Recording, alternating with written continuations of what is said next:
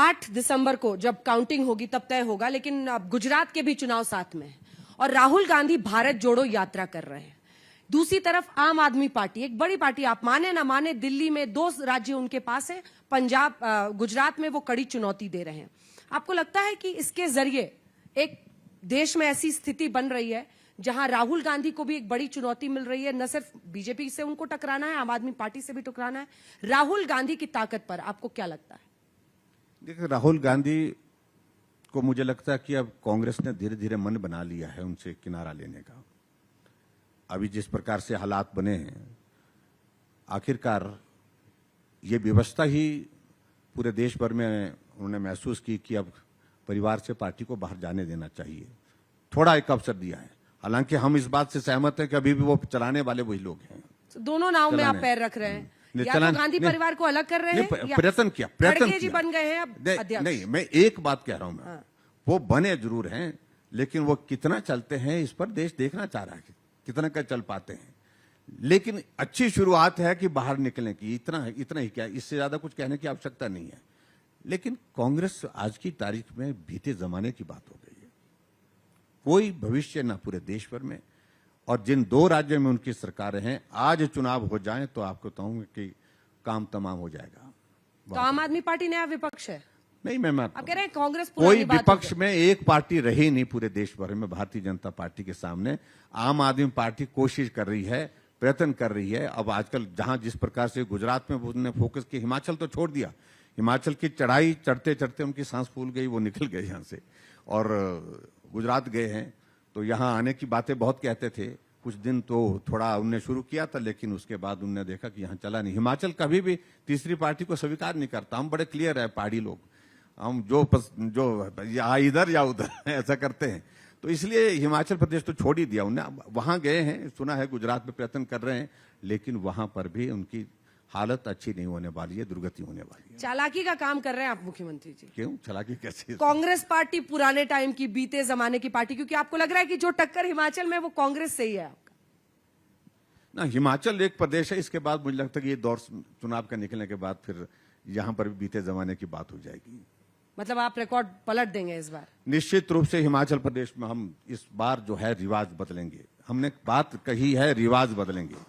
जो रिवाज बन चुका है, हर 5 वर्ष के बाद सरकार बदल जाती है, इस रिवाज को बदलने की बात कही है। और इसलिए कही है, ये रिवाज पूरे देश में बदल रहा है। जहां भाजपा की सरकारें बनती नहीं थी, वहां भाजपा की सरकारें बन रही है, आदरणीय प्रधानमंत्री नरेंद्र भाई मोदी जी के आशीर्वाद से, उनके नेतृत्व में। और जहां भाजपा की सरकारें बन करके 5 वर्ष के बाद फिर सत्ता में नहीं आती थी, वहां पर फिर सत्ता में आ रही है। तो रिवाज बदल गया है। उत्तराखंड में बदल गया, उत्तर प्रदेश में बदल गया, मणिपुर में, गोवा में भाजपा की सरकारें पहले से चली थी। यहां हमारा पड़ोस का राज्य हरियाणा आप देखिए, जहां हमारे अधिकांश सीटों पर जमानत जब्त हुई, लेकिन रिवाज बदल गया, सरकार फिर भाजपा की 2 बार चल रही है। तो हिमाचल प्रदेश में भी बनेगी सरकार बनेगी। लेकिन जैसा आपने भी कहा था ना, यहाँ के लोग इमोशनल होते हैं बहुत। वीरभद्र सिंह की लेगेसी आड़े नहीं आएगी? देखिए, अब मुझे लगता है कि वो दौर हो गया। उनके वहां पर बहुत प्रश्न खड़े हो गए उनके जाने के बाद, उसी परिवार में, उसी पार्टी में, और एक दूसरे को स्वीकार करने के लिए कितने तैयार हैं। आप देख रहे हैं कि मंचों पर जाकर के एक दूसरे के साथ किस प्रकार से पुलिस फोर्स को जाकर के इंटरव्यू करना पड़ रहा है। इस तरह की लड़ाई वहां पर चल रही है। नेतृत्व विहीन हो गई कांग्रेस पार्टी आज की तारीख में हिमाचल प्रदेश में। हमेशा बीजेपी पर यह आरोप लगता है कि आप लोग चुनाव के वक्त हिंदू मुस्लिम करके जीतना चाहते हैं, और इसीलिए जितने भी मुद्दे उठते हैं, तमाम मुख्यमंत्री अलग अलग जगहों पे, आप सीधा ना भी कर रहे हो तो किसी ना किसी दूसरे राज्य में इस तरह के मुद्दे छेड़ दिए जाते हैं। क्या ये सच नहीं है? नहीं, बिल्कुल। देखिए, चुनाव को देख करके कभी नहीं करते। हमारे वैचारिक कुछ मुद्दे हैं, कुछ विषय हैं, उसमें हमारी स्पष्टता है, उसमें हमारी गहराई है। यूपी का चुनाव था सर, हिजाब का मुद्दा बीच चुनाव में डाल दिया। वहां खड़ा होता है तो वो मुद्दा होगा ही। वो तो बैंगलोर में वहां का मुद्दा था सर। लेकिन कुछ भी हो, लेकिन वो बैंगलोर का मुद्दा देश का मुद्दा नहीं हो सकता क्या? जिस राज्य में कुछ ऐसी घटना घटित हुई है, वो मुद्दा उस राज्य तक सीमित रहे, ये कहां तक संभव हो सकता है? अगर कोई मुद्दा ऐसा है, गंभीर है, उस मुद्दे को पूरा देश स्वीकार करता है, ये मुद्दा है, और वो मुद्दा था, और उस मुद्दे का असर हुआ, निश्चित रूप से हुआ। क्या जो इस देश में अल्पसंख्यक है उनको धीरे धीरे बीजेपी किनारा कर रही है, ये आरोप लगता है। उनका आरोप यह है कि आप अल्पसंख्यकों को बिल्कुल देश की राजनीति में हर जगह उनका प्रतिनिधित्व कम कर रहे हैं, उनको ऐसा एहसास कराते हैं कि वो दोयम दर्जे के नागरिक हैं इस देश के। नहीं, देखिए, इस बात को लेकर के हम किसी को भी किनारे नहीं कर रहे हैं। लोकतांत्रिक व्यवस्था में हम बिल्कुल, हमारा अटूट विश्वास है और संवैधानिक व्यवस्था कितने का उम्मीदवार सम्मान होंगे करते हैं। हिमाचल प्रदेश हमारे में? हिमाचल प्रदेश में तो देखिए, यहाँ उम्मीदवार इस तरह से जो है वो होने की गुंजाइश नहीं है कि पॉपुलेशन ही बहुत कम है, बहुत ही ना, मतलब मैं कह सकता हूँ कि बहुत कम है हमारा हिमाचल प्रदेश में। लेकिन उसके बावजूद आपको तो यूपी में नहीं मिला था, तो यहाँ पर तो मुश्किल ही है। समझ में आ रही है आपकी बात? नहीं, देखिए, यहाँ यूपी में नहीं मिला एक मुस्लिम उम्मीदवार। तो देखिए, मैंने बड़ा स्पष्ट कहा इस सारी बात को लेकर के। पार्टी का टिकट देना कोई इस आधार पर कोई निर्णय नहीं होता है कि इस जाति का, उस जाति का, इस सारी चीज को लेकर के। एक पार्टी का निर्णय, विनेबिलिटी एक रहती है कि भाई ये व्यक्ति जीत सकता है, अच्छा व्यक्ति है, तो उसको अवसर देना चाहिए। उसको अवसर मिला और वो जीते हैं। एंटी इनकम्बेंसी तोड़ने के लिए क्या नए उम्मीदवारों को ज्यादातर जगहों पर फील कर रहे हैं? हिमाचल प्रदेश में हमने अब की बार बड़ा परिवर्तन किया। 11 सिटिंग एमएलए हमने चेंज किए हैं। हमने हिमाचल प्रदेश में टोटल पिछले चुनाव और इस चुनाव में जो लड़े लोग हैं तो वो 32 है टोटल नंबर जिनका टिकट चेंज हुआ है। तो हिमाचल जैसे छोटी सी स्टेट में जहां 68 सीटें हैं सिर्फ, वहां पर 32 टिकट चेंज होना पिछले और अब के इसमें, तो बड़ा आंकड़ा है ये। तो यही तो बताता है कि आपको अपने एमएलए के काम पर भरोसा नहीं है, आप चेहरे बदल दे रहे हैं। नहीं, ऐसा नहीं है। देखिए, अगर इस सारी बात को लेकर के भरोसा तो है, लेकिन फिर भी उसके बावजूद भी नए लोगों को आने का अवसर मिलना चाहिए। विनेबिलिटी में कोई अगर नया नौजवान आगे आकर के काम करना चाहता है, उसकी विनेबिलिटी बेहतर है, तो उसको अपॉर्चुनिटी मिलनी चाहिए, तो इसलिए दी गई है। अच्छा, ये हिमाचल प्रदेश की चुनावी तारीखों का ऐलान हो गया, गुजरात का नहीं हुआ, लेकिन बताया जा रहा है काउंटिंग एक साथ होगी। क्या इस आरोप में दम है? वो कह रहे हैं कि गुजरात में भी और कुछ देना है प्रधानमंत्री को, इसीलिए डिले किया जा रहा है। आप तो मुख्यमंत्री हैं, कुछ पता है क्या? नहीं, देखिए, चुनाव के व्यवस्था पर जो है हमें उस पर कोई प्रश्न चिन्ह खड़ा नहीं करना चाहिए। हिमाचल प्रदेश में हमारे चुनाव की तारीख पहले इसलिए शुरू हो जाती है क्योंकि इसके बाद सर्दी आ जाती है, बर्फ पड़ जाती है। बर्फ के दिनों में चुनाव में कठिनाई आती है और ये कंसिडरेशंस रहती हैं इलेक्शन काउंटिंग तो एक ही साथ अगर होना है तो उसी नवंबर में ही वहां भी चुनाव करने पड़ेंगे। पिछले चुनाव में भी इस प्रकार से, उससे पिछले चुनाव में भी यही हुआ था। हम गुजरात के साथ जाते हैं, चुनाव आगे पीछे जरूर होता है, लेकिन उसके बावजूद गिनती एक साथ होती है क्योंकि हिमाचल में। लेकिन विपक्ष का कहना है कि पीएम को जो हिमाचल में देना था उन्होंने दे दिया, अब वहां पर आचार संहिता लगे, इसके लिए थोड़ा सा टाइम दिया गया है। दम है? देखिए, प्रधानमंत्री जी ने पूरे गुजरात में, पूरे हिमाचल प्रदेश में नहीं, पूरे देश में बहुत कुछ दिया है। उनको, मुझे नहीं लगता है कि इन चीजों का कोई असर होता है, इन सारी चीजों के वजह से कोई असर होगा। गुजरात में अथाह विकास हुआ है, हिमाचल प्रदेश में भी विकास हुआ है, बड़े बड़े प्रोजेक्ट्स हिमाचल प्रदेश को मिले हैं। और ऐसे में इस चीज को इस तरह से जोड़ना वो कतई भी उचित नहीं है। वो एक, जब तक आचार संहिता नहीं लगती तब तक लिए निश्चित रूप से जो सरकार के निर्धारित कार्यक्रम वो उसी रूप में चलेंगे, वो चल रहे हैं। जिस दिन आचार संहिता लग जाएगी, काम, जो सरकारी काम जो है, घोषणाएं और ये उद्घाटन शिलान्यास अपने आप स्वतः ही बंद हो जाते हैं। पूरे इंटरव्यू में मैंने मोदी जी के नाम से शुरुआत की थी, तो आपने भी खूब उनका गुणगान गाया। अपने अध्यक्ष जी को तो आप भूल ही गए जो हिमाचल के हैं। नहीं, हिमाचल प्रदेश के अध्यक्ष जगत प्रकाश नड्डा जी हमारे पार्टी के यहाँ से कार्यकर्ता बनकर हमारे लिए बहुत बड़ा सम्मान है। उनका एक बहुत बड़ा कंट्रीब्यूशन हिमाचल प्रदेश में पार्टी को आगे बढ़ाने में रहा है। और आज हमें इसलिए ज्यादा खुशी होती है कि आज पूरे देश की पार्टी, पूरे देश में हम पार्टी के राष्ट्रीय अध्यक्ष हैं वो, और निश्चित रूप से उनके योगदान को हम कभी नहीं भूल सकते हैं। और आज फिर से आ रहे हैं। क्या योगदान है उनका हिमाचल प्रदेश में? हाँ? पार्टी को मजबूत करने के लिए पार्टी का हम सब लोगों ने इकट्ठा काम किया है। आज हिमाचल प्रदेश का पार्टी का संगठन बहुत मजबूत है, मैं इस बात को कह सकता हूँ। और उसमें उनका योगदान है। लंबे समय से हमने काम किया है, हमने छात्र जीवन से काम इकट्ठा किया है। कुछ ऐसी इनफाइटिंग है क्या? धूमल कैंप और आपका ठाकुर कैंप, इस तरह का चलता है क्या अंदर? नहीं, यहाँ खबरें आती रहती हैं। एक कैंप है भारतीय जनता पार्टी का। एक कैंप है सिर्फ भारतीय जनता पार्टी। कह रहे हैं मंडी में भी इसी चक्कर में थोड़ी परेशानी हो गई आपको? नहीं, कहीं परेशानी नहीं है। मैं इस बात को कह रहा हूँ कि हम सब लोग धूमल कैंप एक्टिव हो गया।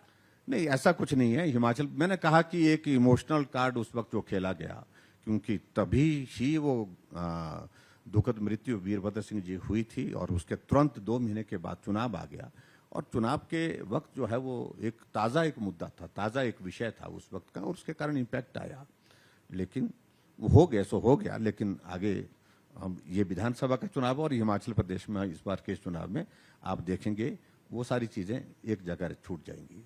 आपको एकदम आश्वस्त हैं कि मुख्यमंत्री आप ही बन रहे हैं? कितनी सीटें नहीं, आएंगी? देखिए मेरा जिम्मे कुछ आकलन आपका होगा ना, रिकॉर्ड करके हम लोग रख लेते हैं। नहीं, मैं एक चीज में जरूर कहना चाहता हूं कि देखिए मेरे जिम्मे हिमाचल प्रदेश में सरकार बनाने के बाद हिमाचल का काम था विकास करना, हमने किया।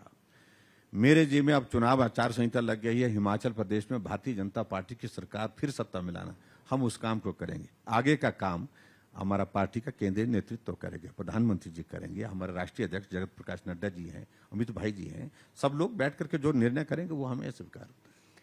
अभी से आप सोच समझकर बोल रहे हैं अगले मुख्यमंत्री फिर से चुने जाने पर लेकर, कुछ फीलर्स दिए गए हैं क्या इसके बारे में? देखिए मैं इन सारी चीजों को लेकर के प्रधानमंत्री जी ने आकर के हिमाचल प्रदेश में किए गए विकास कार्यों की तारीफ की, और हमारे राष्ट्रीय अध्यक्ष जी ने, अमित भाई जी ने, सब लोगों ने कहा कि हिमाचल प्रदेश में इन 5 साल के कार्यकाल में बेहतरीन काम हुआ है। लोग तो गिनते हैं कि पीएम साहब जब आते हैं तो मुख्यमंत्री का नाम कितनी बार लेते हैं, उससे पता चलता है कि अभी भी भरोसा है या नहीं है। भरोसा है, निश्चित रूप से है, आप इसमें चिंता मत करिए। कितनी सीटें आएंगी ये तो आपने मुख्यमंत्री जी बताया ही नहीं। देखिए हम सरकार बनाएंगे। आपका नाम ले रहे थे ना पीएम साहब स्टेज पे, नाम ले रहे थे पीएम साहब? नाम हाँ ले रहे थे, नाम ले रहे थे। गिना कि नहीं आपने? नहीं, वो काम हम नहीं, वो आप काम वो आप पर छोड़ देते हैं। कितनी सीटें आएंगी? नहीं, हिमाचल में हम जितनी सीटें हमारी पिछली बार थी उससे ज्यादा सीटें आई थी। पिछली बार 44 थी, हमारे साथ 2 इंडिपेंडेंट साथ में चले, 46 थे, और अब नई एडिशन उसमें ये हो गया कि 2 कांग्रेस के विधायक और हमारे साथ में हो गए। वर्तमान में हमारा जो है 48 टोटल नंबर बन गया है, उनको मिलाकर के अगर हम कहें तो ये आंकड़ा देखिए चुनाव तक घटता था, यहाँ चुनाव तक पहुंचते पहुंचते बढ़ता जा रहा है, और ऐसे ही आंकड़े के करीब होंगे हम जो वर्तमान में है। चलिए, ऐसे ही दावे कांग्रेस पार्टी भी कर रही है। आप यहाँ पर मंच पर आए हमसे बातचीत की, अगर कुछ लोग सवाल पूछना चाहें तो हम 1-2 सवाल रखेंगे। आप लोगों से निवेदन है कि अपने सवालों को छोटा और क्रिस्प रखें प्लीज। ठीक, माइक लेके आ रहे हैं, रुक जाइए।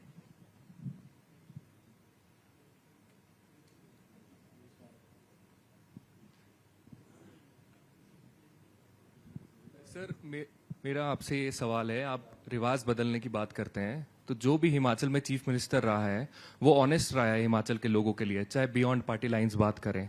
मेरा आपसे सवाल है, हिमाचल इन्वेस्टर्स मीट में 600 प्लस MOUs हुए थे, 92,000 करोड़ की इन्वेस्टमेंट आपने खुद अपनी स्पीच में बोली थी जैसे इन्वेस्टर मीट खत्म हुई थी। उसका आप आज दिन तक स्टेटस नहीं बता पाए। ईमानदारी से दिल गुर्दा रख के मेरा आपसे सवाल है कि आप वो स्टेटस तो बताएं। इसके अलावा BR शेट्टी जो मेन इन्वेस्टर था हिमाचल इन्वेस्टर मीट का, उनका एसेट्स वर्ल्ड ओवर फ्रीज हो गए, वो आपने आज दिन तक वो एक्सेप्ट नहीं किया उस बात को, और आप हिमाचल की जनता को वो नहीं बता पाए। तो you have not been honest. आपका जवाब सुनते हैं, और आप लोगों से निवेदन है कि कृपया अपने छोटे सवाल रखें, जैसा मैंने शुरुआत की थी। देखिए हिमाचल जैसे छोटे प्रदेश के लिए प्राइवेट सेक्टर का इन्वेस्टमेंट एक बहुत कठिन विषय था। उससे पहले जो मुख्यमंत्री रहे उन्होंने प्रयत्न किए लेकिन आगे नहीं बढ़े। हमारे सामने भी इस तरह का प्रश्न था, बहुत सारे साथियों ने कहा कि इसमें आगे बढ़ते बढ़ते जो है कठिनाइयां बहुत ज्यादा है कि आप काम तो करेंगे, लेकिन मुझे इस बात की खुशी है कि हमने वो इनिशिएटिव लिया, और 96,000 करोड़ के हमारे जो है वो कुल मिलाकर के MOU साइन हुए थे, और प्रधानमंत्री जी उस कार्यक्रम में धर्मशाला आए थे, और उन्होंने पूरे देश को संबोधित, मतलब पूरे देश के जो इन्वेस्टर्स आए थे उनको भी संबोधित किया था। तब मैं, सुनिए भाई, मैं ये कह रहा हूं कि 13,500 करोड़ रुपए की ग्राउंड ब्रेकिंग, हमारी फर्स्ट ग्राउंड ब्रेकिंग उस इवेंट के बाद 1 महीने के अंदर में हुई।